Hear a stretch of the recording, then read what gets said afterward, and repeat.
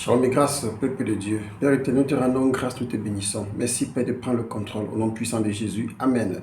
Bien-aimé, le Père nous met à cœur aujourd'hui de venir interpeller ses enfants sur la priorité. Oui, la priorité, surtout en ces temps de la fin, où beaucoup d'enfants de Dieu sont plus portés vers la recherche des choses qui les empêchent de penser à sauver leurs âmes, qui les écartent de l'essentiel.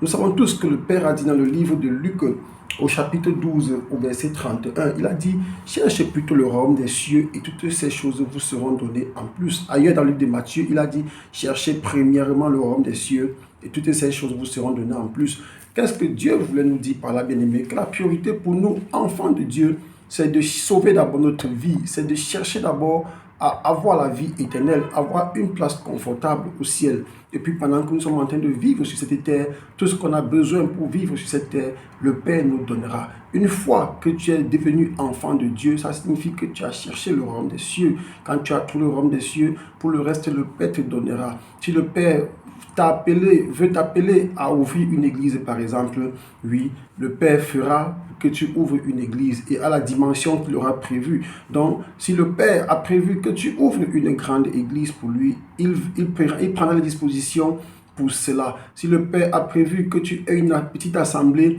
dans laquelle tu pourras gagner des âmes, il prendra ses dispositions pour cela. Si le Père n'a même pas prévu que tu aies une assemblée, mais que tu le serves par tout autre moyen, il prendra aussi des dispositions pour cela. Mais qu'est-ce qui se passe aujourd'hui? Aujourd'hui, on se rend compte que les hommes, surtout nous les hommes de Dieu, beaucoup de chrétiens aussi, ont abandonné la priorité qui était le royaume des cieux. Beaucoup ne sont plus là pour leur propre salut. Ils ne sont plus là pour gagner des âmes, mais ils sont là plutôt pour le confort terrestre, pour les biens matériels que Satan leur fait. Satan le présente tous les jours. Et pour cela, qu'est-ce qu'on voit de nos jours? On voit beaucoup d'hommes de Dieu qui ouvrent des grandes églises qui sont financées pas par les serviteurs de Dieu, pas par Dieu lui-même, mais par des serviteurs de Satan tapis dans l'ombre, autrement dit par Satan lui-même. Dans le livre, par exemple, bien-aimé, de Philippiens chapitre 3, à partir du verset 17, qu'est-ce que l'apôtre Paul dit? Il dit « Soyez tous mes imitateurs, frères, et portez des regards sur ceux qui marchent sur le modèle que vous avez en nous, car il en est plusieurs qui marchent en ennemis de la croix de Christ. » Il dit plusieurs marchent en ennemis de la croix de Christ. Je vous en ai souvent parlé et j'en parle maintenant encore en pleurant. Donc ces ennemis-là, c'est qui? Ce ne sont pas des gens du dehors, ce sont des gens de la maison du Seigneur qui sont là, ils jouent double jeu. Ils sont là tapis dans l'ombre, ils servent Dieu et ils servent Satan en même temps. Or, Dieu a dit, tu ne serviras pas deux maîtres à la fois. Donc, toi, tu choisis de servir Dieu, soit tu choisis de servir Satan. Malheureusement, beaucoup d'hommes de Dieu aujourd'hui sont transférés en agents, se sont transformés en agents doubles. Ils font semblant de servir Dieu. Ils ont des grandes assemblées, ils ont des grandes églises.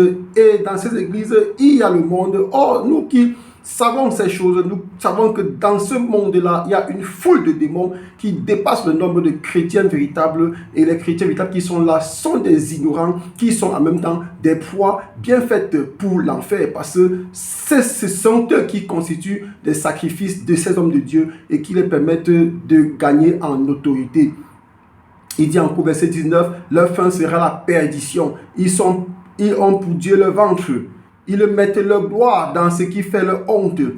Ils ne pensent qu'aux choses de la terre. Donc, vous comprenez, bien aimé, que Dieu, ces choses n'existaient pas seulement aujourd'hui. C'est des choses qui ont toujours existé. Sauf qu'aujourd'hui, en ces temps de la fin, ces choses sont en train de gagner du terrain au point où certains hommes de Dieu vrais, lorsqu'ils sont perdus, lorsqu'ils sont dans l'égarement, lorsqu'on les avertit même, ils ne veulent même plus faire chemin en arrière. Ils veulent seulement poursuivre la voie maléfique qu'ils ont choisie. Malheureusement, beaucoup meurent ou laissent des âmes de leur propre famille dans l'ignorance. Et comme ils ont honte parce que justement, s'il faut abandonner, il faut recommencer tout à zéro, ils préfèrent mourir et aller souffrir en enfer. L'apôtre Paul dit, mais notre cité à nous est dans les cieux, d'où nous attendons aussi comme sauveur le Seigneur Jésus-Christ. Donc bien aimé, toi qui es comme moi, notre cité à nous est dans les cieux. Parce que là, c'est là où le Seigneur Jésus nous attend. Nous a-t-il pas dit, cherchez premièrement le royaume des cieux.